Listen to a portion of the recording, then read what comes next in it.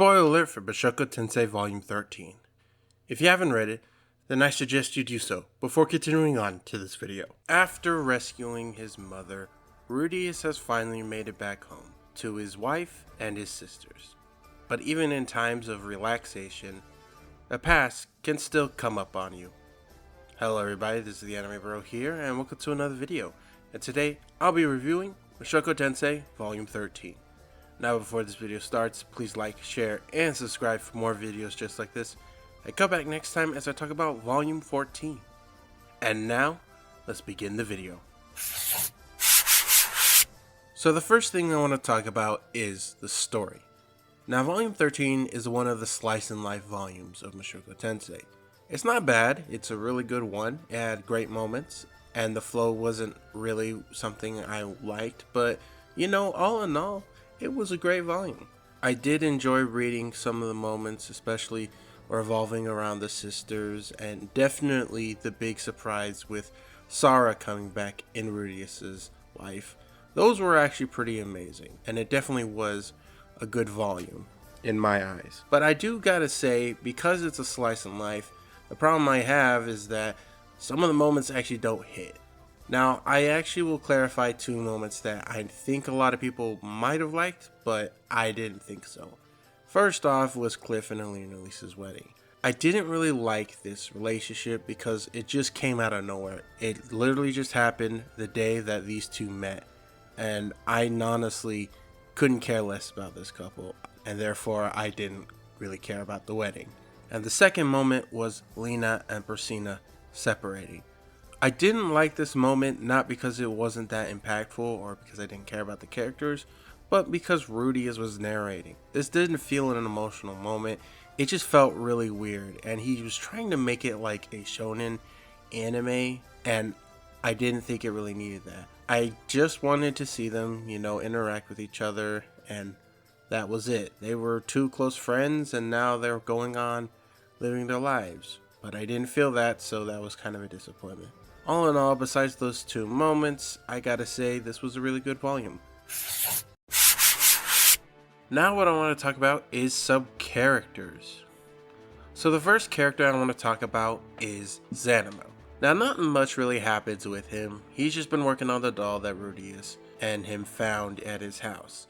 Of course, when Rudeus lost his arm in the last volume, he found a way to actually make a replacement. So, Rudeus has a replacement arm now, and that's a good thing. But all in all, Zanimo's just been Zanimo. A really strong guy that's really crazy about dolls. Now next, we got Norn. Now during the time when Rudeus was going off, saving their mother, Norn was visiting the church. And it was there that she kind of got a bit close to Cliff and was able to talk with him. But the only thing they do have in common is the religion that they practice. But all in all, they kind of have some sort of a good friendship, I guess, in a way. Cliff really did help her get through the time Rudeus was out there doing his thing. Another thing we do now know in this volume is that while Rudeus was back, Norn has been practicing with the sword, especially because she wants to learn it because of her father. But not only that, she also wants to learn it from Rudeus because she wants to actually, have a better relationship with her brother. And it's definitely something that Paul would have liked if he was still alive. So that's basically all we kind of know about her. She's been visiting the church and she's been practicing the sword with Rudeus. And she also kind of has like this fan club thing, but she doesn't know about it. It's kind of really weird though. But anyways, that's all we really know about Norn. Next is Aiasha. Now Aiasha has been just the same maid that she's always been. Really cares about her brother, kind of has a problem with that. And we also know that she knows Rudeus' secret, aka the shrine he keeps in his basement, and she tries to use it to get whatever she wants. Mostly to have a Trent in her room. Now she got this Trent, I think during the time Rudeus was gone, I don't really remember, and she'd been kind of keeping it as a pet and whatnot. Rudeus wasn't sure if it was a good idea because Rudeus remembers these things as being like actual monsters. and that was a big problem, and he was very concerned about that. But Roxy came in and said, it's okay, we keep them in the village, they keep things away, so it's not that bad to have one around. And that's what's going on now with her life. She has a pet Trent in her room, and that's all I have to say about Aiasha. Now the next person that I want to talk about is Susan. Now Susan was an adventurer with Rudeus. In fact, she was part of the last adventurer group before he went off to school. And since the last time that we've actually met with her, a lot of things have happened. She is a wet nurse for Rudeus's child, so they kind of do have a bit of time to actually get to know each other, which is pretty good. She married Timothy, who was also in the group, so that's a nice thing. And she has 2 sons with him, so she kind of has some experience with children. But a sad thing that we actually learn about her is that she once had a miscarriage. It was a very depressing state for her, which I haven't really experienced it, but I bet it really is emotional for someone to go through a serious loss like that. So it is a really sad thing about her. But, she's going through, she's enjoying the mother life, so everything turned out okay in the end. And that's all I have to say about Suzanne. And then the final character that I want to talk about, and the biggest surprise in this volume, is Sara. Now, since the last time we actually left Sara off, she was in her room, being depressed that she could never apologize to Rudeus. But when they first meet each other, it seemed like she was in a better place than before. She joined another group called the Amazon, and this group is filled with only just girls, hence the name of the group, and she's been doing fine. Of course, I'll get more in detail into what happens when she meets up with Rudeus in the moments section, so I'll talk more about that in there. But all in all, it seems like she's been doing good for herself. So it's really great to see her, and I hope we actually get to see more of her in the future. Alright, now let's talk about legends. So normally in this part of the video I would be talking about locations, but we've been sitting in the same location for a while, so really there's nothing to go off of when it comes to that.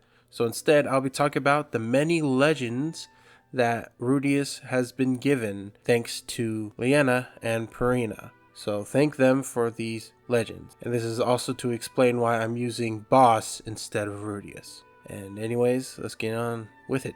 So the first legend is, the boss can fire his hand like a rocket. Now the reason why this legend actually began is because Rudeus can actually do that with his prosthetic hand that was given to him by Zanabo.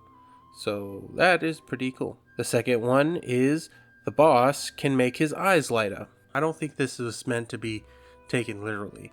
I think this is mostly talking about the time when he confessed his love about his 2 wives to everyone. And it's mostly trying to have an expression of, your eyes light up with passion or something like that. So this is kind of where this rumor started. Now the next legend is, boss can summon 30 flunkies with a single word. Now this is actually not really his gang. It's actually talking about how Rudeus helped organize Norn's fan club. Now when Rudeus actually hangs out with Norn, he realizes that many people are following her. And it turns out Norn had a fan base.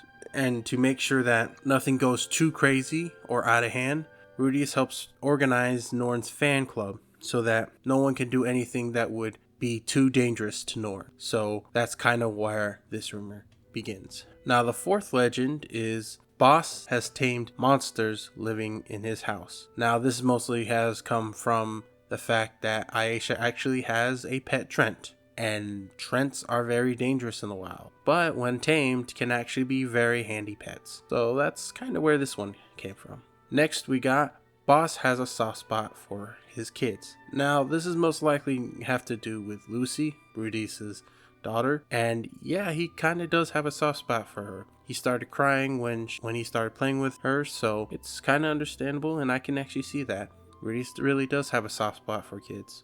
Legend number 6 is that boss has an electric personality. Now this rumor actually began because Rudeus was able to summon a Water King spell, and it was a very big one, and it caused, thunder and lightning and all that stuff. So that's kind of where it comes from.